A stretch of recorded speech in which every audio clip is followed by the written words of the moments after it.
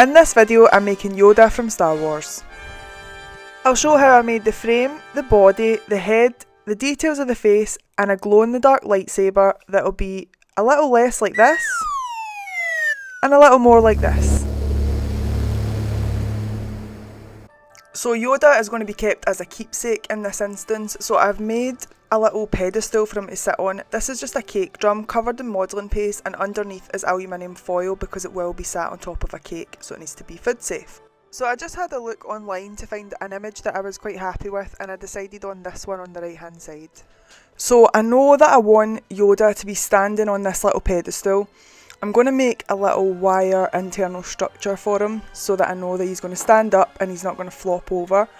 And to make sure that he's going to stand on this pedestal, I'm just making some little holes with this scribe, and that just gives an area for the wire to be inserted so that it's going to be nice and secure. I'm smoothing out the modelling paste here, and this makes it clean and ready for the figure to sit on top of it, but it also smooths the modelling paste over the holes that I've just made so that when I'm putting the wires in for these legs, they have something to be pushed into rather than just going into an existing hole. Okay, so the structure. It's not going to be anything crazy complicated, it's really simple. I've got 20 gauge florist wire, which is pretty strong. The lower the gauge, the stronger the wire, and all I'm doing is creating a sort of frame inside for the modelling chocolate to stick to so that it doesn't flop over when I put it all together. I like to think of this as sort of like his skeleton, so I'm sort of creating what his skeleton would be to hold all the parts. So he's got legs, the part in the middle that I'm twisting around is where his body's going to sit. And then he's going to have another wire twisted around that central section which will support his arms. What I definitely should have done is had a longer piece of wire so that when I twisted it in the middle for the body and had that little loop on top, that would be where his head would sit. But I didn't do that. But you'll see how I sort of overcame that issue later on in the video. When I'm happy with my little skeleton structure, I just flip over that pedestal again and smooth it out so that the modelling paste covers over the holes once again and the wires can pop through there. And now I'm pretty much ready to start adding some chocolate to the frame. So I'm using Sweet Success white modelling chocolate for this one again, and I'm going to dye the modelling chocolate for his skin tone colour sage green. And this is a Colour Mill sage green.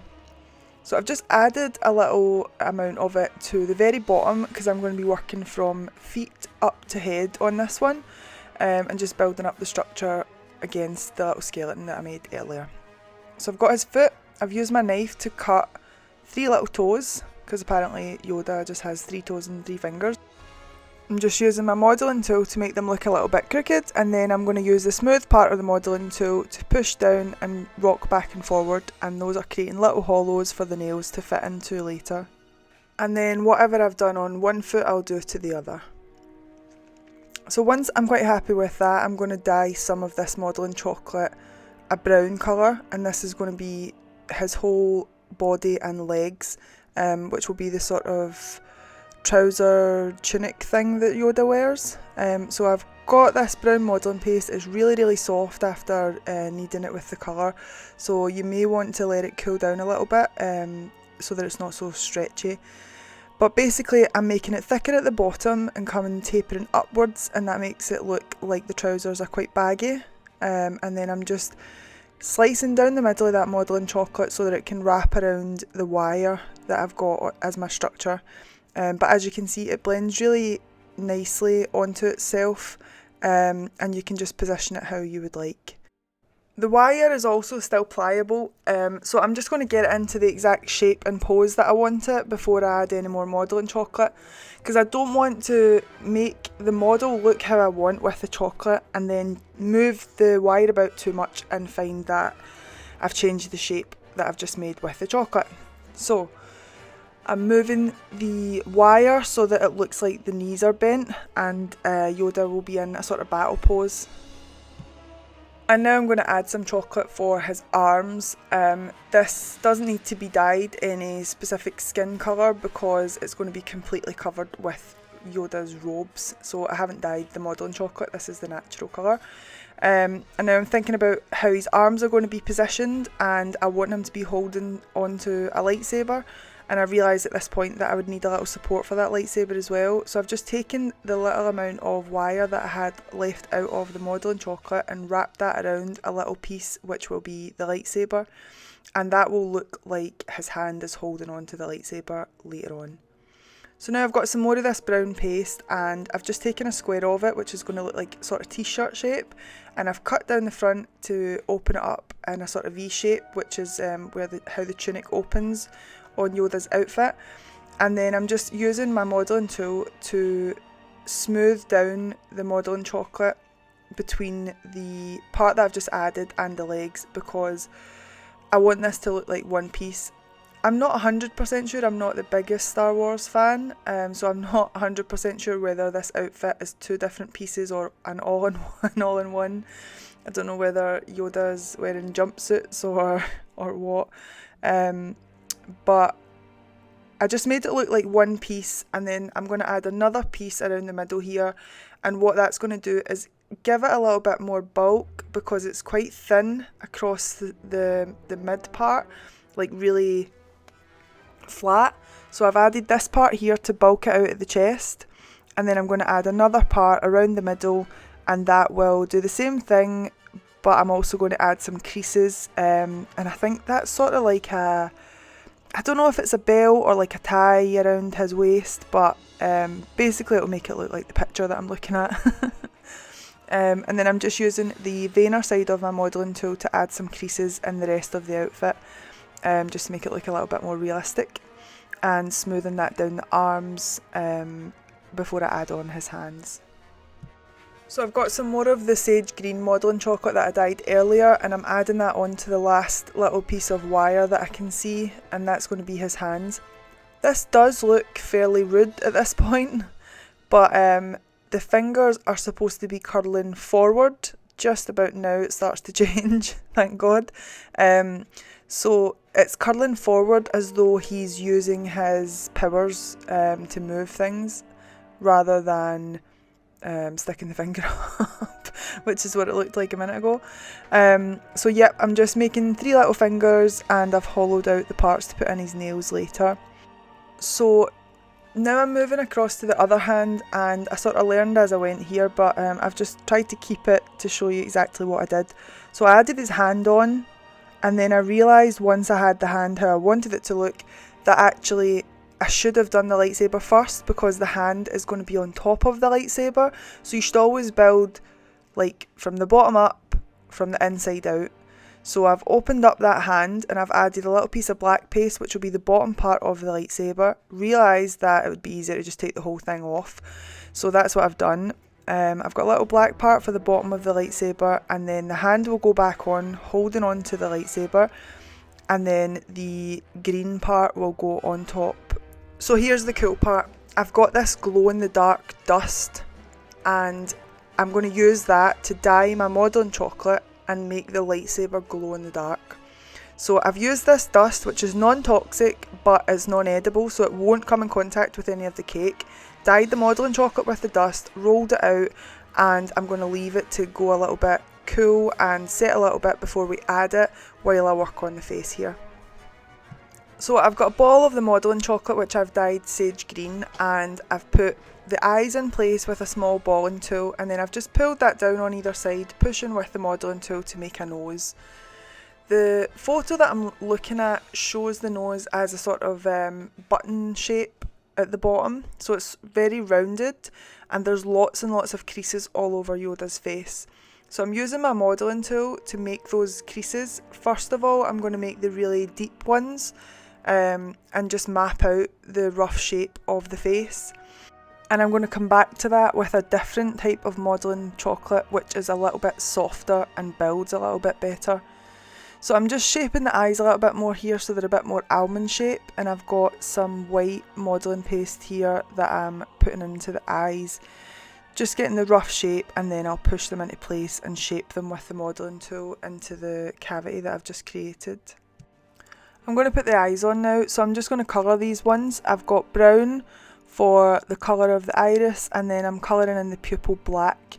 I did come back to this with a little bit of paste later because I think it just makes it look a lot neater, but initially I thought it would be a little bit small for the paste, which is why I started out just with the pens.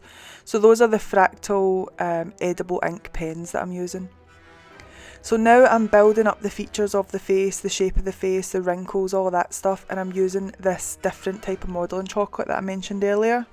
So I've tried to find the brand of this modelling chocolate just so that I can mention it if anybody was interested, but I can't seem to find the brand, and every time I open a pot I just get rid of the little paper label that comes around it.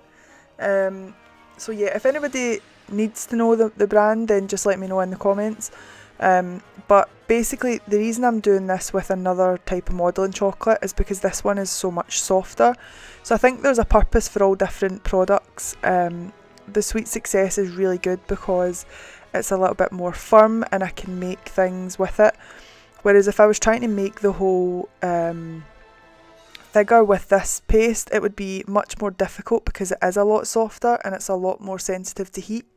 So like the body would sort of start to flop, I think, if I made it from this stuff. But it's really, really good if you want to build up a face, if you want to build things with more shape, and I think it's really good for things that are a bit more realistic because you can build in the shapes and wrinkles and textures and stuff a little bit better than with the other stuff. So yeah, that was why I chose to do this anyway. I also felt the colour was a little bit not as accurate as I would like. So this blend is sage green with a little bit of forest green, which is the Colour Mill forest green, and it's just given it a bit more of a sort of olive colour, which I think is a little bit more in keeping with Yoda's skin tone. But yeah, so basically what I'm doing at the moment is adding pieces, building up the shape of the head everywhere that I can see it, using my reference photo the whole time. And I did spend quite a great deal of time on this, to be honest. I was getting quite frustrated because I felt the more I was going on, the more it was looking like a Ninja Turtle, you know, like the Teenage Mutant Ninja Turtles. Yeah, and I was like, I don't understand why it doesn't look like Yoda. All the pieces are in the same place, why doesn't it look like Yoda? But I just kept working on it until I was happy with it. And I think what I realised in the end was the head wasn't tall enough. So like the shape between the sort of eyebrow area and the top of his head wasn't big enough, and I ended up adding a lot more paste on the top and just building out the wrinkles and stuff, and I think that helped by the time I was finished with the model. But at this stage it's just building and adding as you go, so it just takes a little bit of time and you just need to stay with it. That's the only thing I could advise. Like if you're working on something like this and you're starting to lose patience with it, like that is what it takes, is patience. You just need to keep going until you're happy with what you've created. So, I mean, the head probably took me about 2 hours on its own. There's no point in me trying to talk you through every single step that I took trying to get here. But basically what I've done is I've used the soft modelling chocolate and I've built it up and up and up until I'm happy with where all the placement of the wrinkles are and the deep areas and any areas where it's built out a little bit, like at the cheekbone on the right hand side there. Once I was happy with the general shape, I went back with my modelling tool and smoothed over some areas, and then I went back with a very small balling tool, which is what you can see on my mat there, and I used the balling tool to get into the little creases that I had made and smooth them out and blend them into each other as well. So I'm using it here just to blend that area under the brow, so it's sort of like a long brow that goes along from his forehead above his eyes, and I'm sort of trying to make it look like he's furrowing his brow because I don't want him to look too happy here. I want him to look like he's sort of mid-fight or something like that. Well, that's the photo that I'm using anyway, so he's got this deep crease in his brow that goes right from above his nose and also his eyes. So I'm using the balling tool to try and blend those pieces together. And then I've switched over to my Serart tool, which is like a rubber-ended, rounded sort of tool that also has a really nice clear plastic end, so I can use both ends to really blend all of those creases together and make them look like basically a wrinkly old face. I feel like it's starting to take shape now. I'm starting to feel like the expression is more like Yoda and less like a Ninja Turtle. And I'm going to open the mouth a little bit more in a second with the back of my knife, and I'm going to use a paintbrush to put in texture, which is kind of like, he's got these really smooth wrinkles that are just like lots and lots of lines, so that paintbrush was perfect. I use it for glazing so the bristles are not soft anymore. And the other thing that I do is I use my modelling tool on the scoopy side and I wedge that in between the eye and the eyelid, and I just pull it upwards so that it's not hooding the eyes too much. And then, like I mentioned earlier, I take some black paste and put that in as the pupil because I just didn't like how the edible pens were. So I've moved on to making some ears now. I started out with that really soft modelling chocolate because I wanted the same colour, but it's far too soft, so I'll need to come back to that again later. And now I'm putting in the highlight on the eyes. That makes a big difference to the figure, in my opinion. It really brings it to life. And then I'm just going back again, lots of smoothing and adding texture. I've got this sort of hard bristled paintbrush again, and you can see that's putting lots of texture on the face, lots of wrinkles. So what I've decided to do now with the ears is to use the Sweet Success modelling chocolate to get the general shape of the ear, and then cover that with the much softer modelling chocolate, and that will give the same texture and colour as the rest of the face. So honestly, it's a really backwards way of doing it. Probably what I could have done is used the softer modelling chocolate because it was the same texture and colour as the rest of the face, but if I'd have just let it go a lot more firm and cold, but I didn't actually have time when I was making this figure. I didn't have a choice, so I used the firmer modelling chocolate and just coated it in that soft stuff. And then I just used my modelling tool here. This is the Serart one again, and I'm just making it look like the photo. So I've got the crevice for where his ear sort of folds over, and then he has some little indentations within his ears and some wrinkles, and of course you need to make sure you cover both sides. So I've put on screen the modelling chocolate that's a bit firmer that I'm going to use, coated in the soft stuff, as well as the ear that I made in the beginning just out of the soft stuff. And as you can see, that one at the top is the softer modelling chocolate, and it's still far too soft to be put onto the head. I mean, look at that, it's just flopping right down, so it was completely useless. I would have had to give that hours to set before I could use it, and I just didn't have that time. So I'm going to use this one, and all I'm doing is using my modelling tool to pull that modelling paste on the ear onto the head, and that's how it sticks. That's all you need. You don't need any supports or anything for that. That'll hold its place, and it did. So I'm moving on to the clothes now. The head is good to go. I'm quite happy with it, so I'm just leaving that on the side there to cool down and set, and hopefully it'll be ready to go onto the body when it's finished. So I've taken some modelling chocolate. This is the Sweet Success again, and I've dyed it this beige colour, so it's definitely lighter than the brown on his clothes.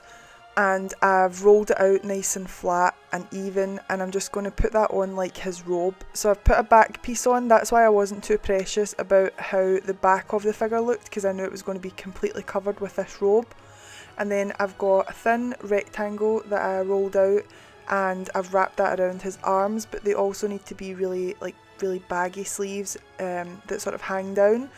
So I'm taking each piece and I'm blending it with the flat part of my modelling tool, and I'm trying to make it look like it's all one piece of the robe, which is a little bit difficult because everything's still a little bit fragile, but modelling chocolate is really good for blending. So as you can see, I'm now just rolling out some more pieces, and that's going to be for the front part that's going to hang down. I want that to have some creases. So for the right side, I've used the technique of sort of having a wide piece that I've concertinaed over back and forward to get the creases, and then on the left side I've just taken two strips and put one on top of the other. So I guess you could just do whatever you prefer. And then I've got some pieces that I'm building up for his hood. So I mentioned earlier that I didn't leave enough wire structure to support his head, which was a mistake. I would have done that if I could do it again, but in this case it actually worked quite well. The body was firm enough to just put a cocktail stick in, and that held his head really well. So I left this glowy part of the lightsaber to set a little bit earlier, and I'm just now going to thread it onto that wire part, but it's still not set enough to just go on there without falling forward, so I did have to take a little bit off the length, because as you can see, almost comically, it just wants to totally flop down. So I shortened it and put it on the wire, and now with the black light on the lightsaber you can see that it glows in the dark. So this is my finished cake. I think it's pretty epic. What do you think about it? Let me know in the comments.